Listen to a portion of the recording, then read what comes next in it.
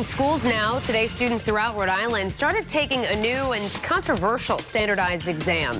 The Partnership for Assessment of Readiness for College and Careers exam, better known as PARCC, is not a graduation requirement yet. But one educator is talking with Eyewitness News reporter Brian Yacono about her concerns that the test is being administered at all. Here's Brian with more. Rhode Island's Commissioner of Education tells me the PARCC exam is about aligning students for college and careers through critical thinking. But a former educator says this is all wrong, from the core curriculum to the exam itself. Retired teacher Sheila Ressiger makes her opposition to the PARCC exam very clear. These standards are fatally flawed. The curricula that are aligned to them are fatally flawed, and the testing is multiple levels of fatally flawed. Ressiger looks through pages of documents and notes from years of research, saying the exam is convoluted, confusing, and ambiguous.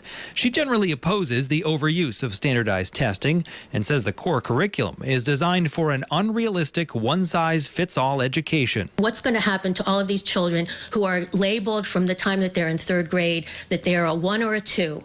They're not college bound. It really asks students to analyze information, to think, to write. So it is an assessment that includes a lot more critical thinking than assessments have in the past. But Commissioner of Education Deborah Gist explains the exam is directly connected to the standards of what's being taught in the classroom. It's a gauge of a student's progress, both personal and against the 2 million students who have already taken the exam. We need to take action no matter what. So if a student is behind, we need to give her extra help. And if she's ahead, then we can make sure that she's being challenged. The commissioner has explained that when a new test is introduced, proficiency scores can change, sometimes good, other times bad. But the PARCC exam, she says, sets a new standard. So these test scores will not be compared to previous test scores. I'm Brian Yacono, Eyewitness News.